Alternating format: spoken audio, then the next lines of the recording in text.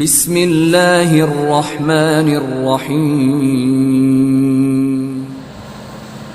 الحمد لله رب العالمين والعاقبة للمتقين والصلاة والسلام على سيد الأنبياء والمرسلين وعلى آله وصحبه أجمعين. أما بعد فأعوذ بالله من الشيطان الرجيم. بسم الله الرحمن الرحيم. إن الصلاة تنهى عن الفحشاء والمنكر ولذكر الله أكبر والله يعلم ما تصنعون. صدق الله ربنا العلي العظيم. وقال سيدنا ومولانا محمد صلى الله تعالى عليه وآله وسلم: من لم تنهه صلاته عن الفحشاء والمنكر فلا صلاة له. صدق رسول الله صلى الله عليه وسلم. بزرگوں اور بھائیوں، اللہ رب العزت نے اپنے کرم سے اور اپنے فضل سے اپنی ذات عالی کے ساتھ ہمیں یہ خصوصی تعلق اور رشتہ عطا فرمایا ہے کہ ہم اس کے بندے ہیں اور وہ ہمارا معبود ہے. عبدیت کا رشتہ اور بندگی کا رشتہ وہ رشتہ ہے جس میں اللہ تعالیٰ نے ہم کو جوڑا ہے، اور قرآن مقدس میں بیان فرمایا گیا: وَمَا خَلَقْتُ الْجِنَّ وَالْإِنسَ إِلَّا لِيَعْبُدُونَ. ہم نے جنوں کو، انسانوں کو صرف اس لیے پیدا کیا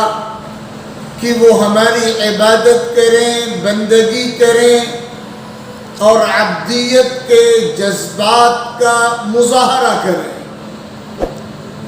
ہمارا اللہ تعالیٰ سے یہ رشتہ ہے، اور اللہ کو ہماری جو ادا سب سے زیادہ پیاری اور محبوب ہے وہ عبدیت کی ادا ہے. پھر یہ یاد رکھنا چاہیے کہ بندے کی طرف سے اللہ تعالیٰ کی جناب میں عبدیت کا اور بندگی کا اظہار پوری زندگی کے تمام اعمال، زندگی کی تمام حرکات و سکنات، تمام اقوال، تمام افعال کے ذریعے ہونا مطلوب ہے. لیکن بندگی کے رشتے کا سب سے مکمل اظہار، سب سے نمایاں اظہار جس عمل کے ذریعے ہوتا ہے،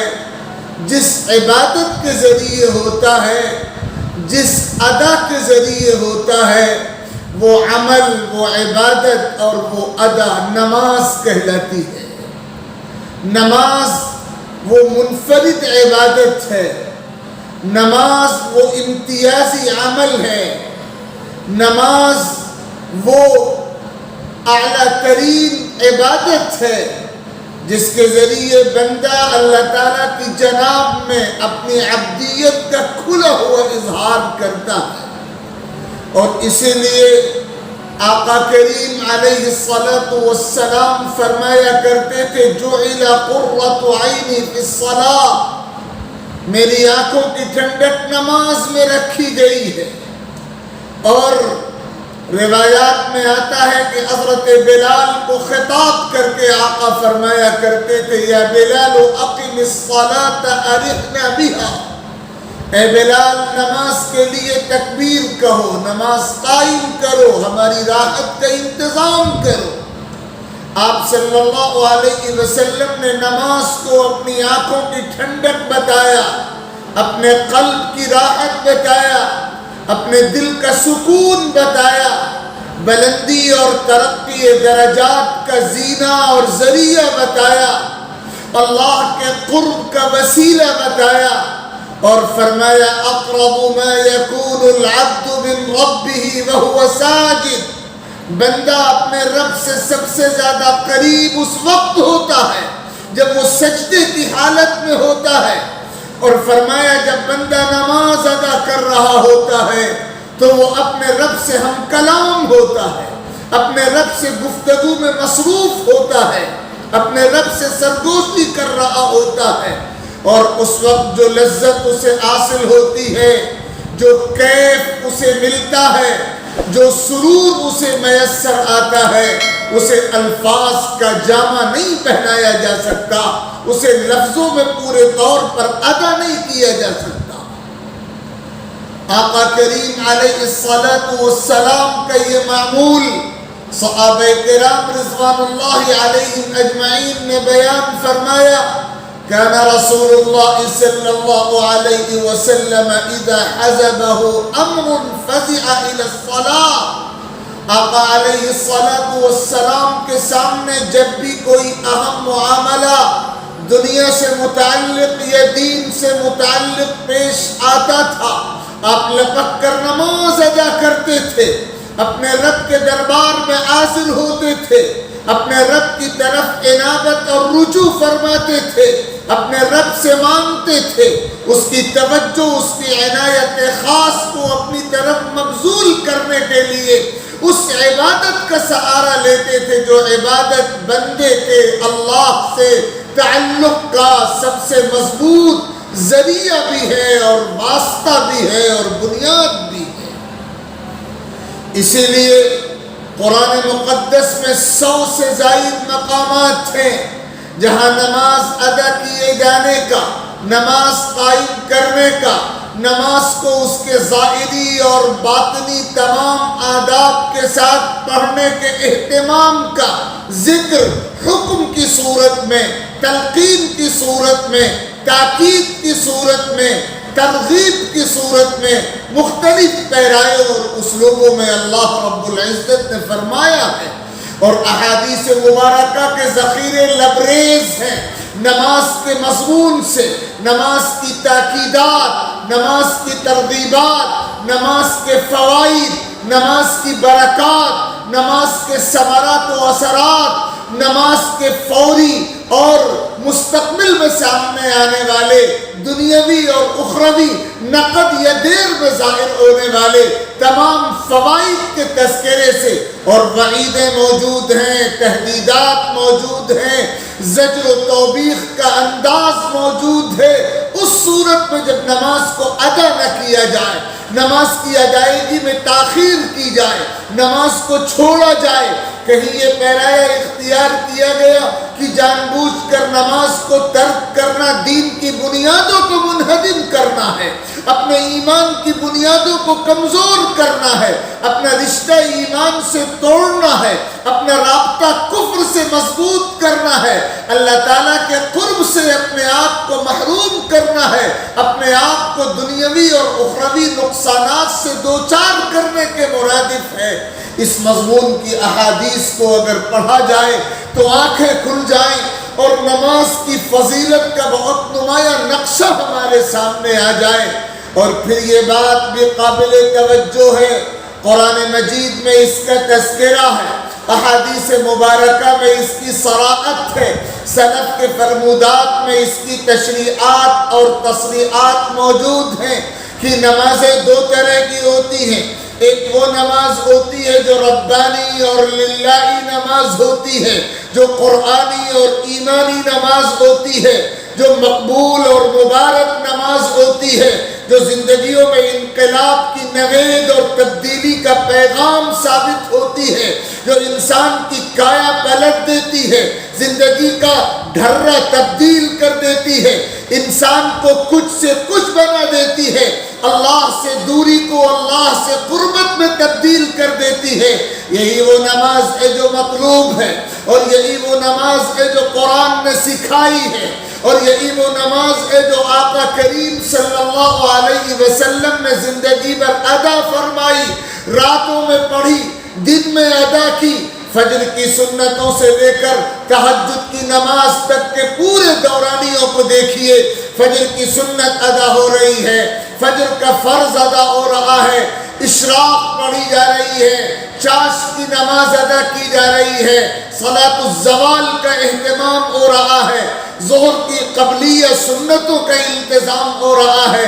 ظہر کے فرائض ادا ہو رہے ہیں، ظہر و عصر کے درمیان بھی نوافل پڑھے جا رہے ہیں، عصر سے پہلے کی سنتیں، پھر عصر کا فرض، پھر مغرب کا فرض، اور مغرب کے بعد کی سنت اور نوافل اور اوابین کی رکعتیں، اور عشاء سے پہلے کی سنتیں، عشاء کا فرض اور پھر سنت اور پھر وتر اور پھر نوافل اور پھر رات کے بیچ میں تہجد اور آئے سحرگاہی، لمبا قیام، ایسا قیام کی پیروں میں ورم آ جا رہا ہے، اور صحابہ جب اس منظر کو دیکھتے ہیں تو یہ سوال کرنے پر مجبور ہوتے ہیں کہ اے اللہ کے رسول، آپ تو بخشے بخشائے ہیں، اس قدر مجاہدہ کیوں فرماتے ہیں؟ جواب آتا ہے کہ یہ جذبہ شکر کا تقاضا ہے، جذبہ سپاس کا مطالبہ ہے، کیا میں اللہ کا شکر گزار بندہ نہ بنوں؟ تہجد میں ایسا ارگاہی کا اہتمام، اپنے رب سے مانگنے کا اہتمام، یا ایھا المزمل قم اللیل الا قلیلا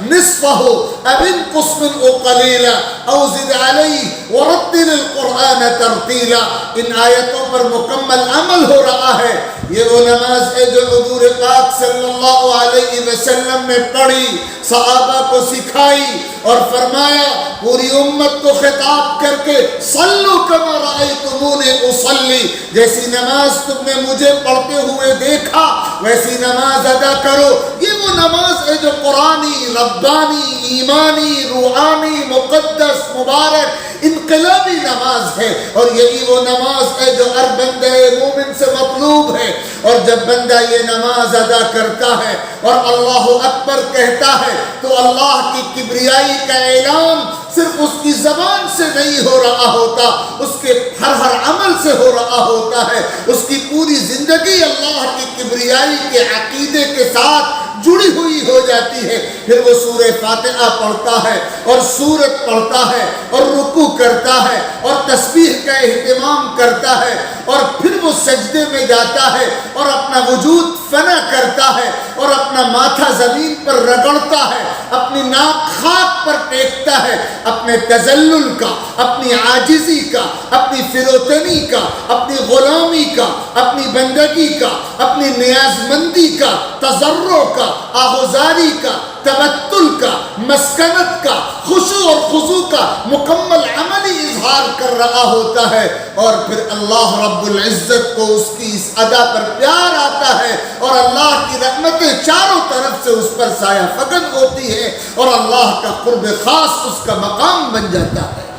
یہ وہ نماز ہے جو زندگی میں گناہوں کے گراف کو کم سے کم کرتی چلی جاتی ہے، اور اسی کا تذکرہ اللہ تعالیٰ نے فرمایا، ان الصلاۃ تنہی